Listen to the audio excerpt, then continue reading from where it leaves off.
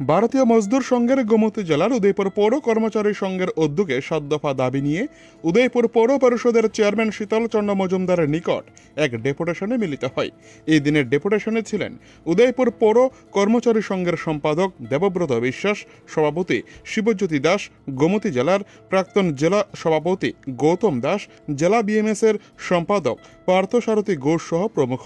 এদিন পৌর কর্মচারী সংঘের পক্ষ থেকে দাবি করা হয় সাফাই মিত্র ও গাড়ি চালকদের মাইক্রো হেলথ ইন্স্যুরেন্স করানো হয়েছে, কিন্তু এখনো পর্যন্ত ইন্স্যুরেন্সের কোনো প্রমাণপত্র দেওয়া হয়নি।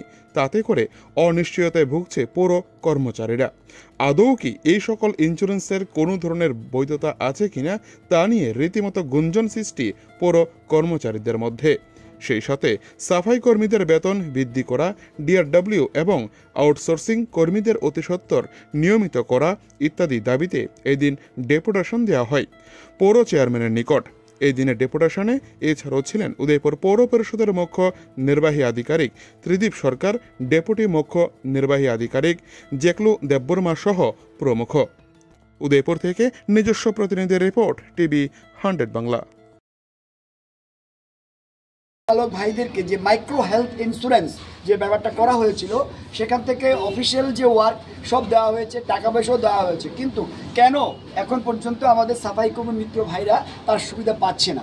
এটা স্যার বলেছে যে ইমিডিয়েটলি যে কোম্পানির সঙ্গে কথা বলে এটার যে স্ট্যাটাসটা কী আছে জানবে, এবং আমরা বলেছি দরকার হলে আমরাও কথা বলবো নিজের সঙ্গে, মানে ফাইন্যান্স যে ইন্স্যুরেন্স কোম্পানি আছে ওনাদের সঙ্গে। তো যাই হোক, আমাদের আলোচনা সুন্দর হয়েছে, ভালোই হয়েছে, এবং আগামী দিন আমাদের বলেছি যে অতি সত্বর যাতে এই প্রবলেমগুলি নিয়ে কিছু হবে। আমরা আগামী 15 দিন বা 20 দিনের মধ্যে আবার দেখা করব কতটুকু ডেভেলপমেন্ট হয়েছে ইস্যুগুলি নিয়ে। যদি দেখা যায় যে খুব একটা স্টেপ অগ্রসর হয় নাই, তাহলে আমরা পরবর্তী স্টেপ নেব। তা আমাদের দৃঢ় বিশ্বাস, স্যার যেভাবে বলেছেন আগামী দিন নিশ্চয়ই আপনাদের ব্যাপার নিয়ে একটা সুন্দর সিদ্ধান্ত নেবে আগামী দিন।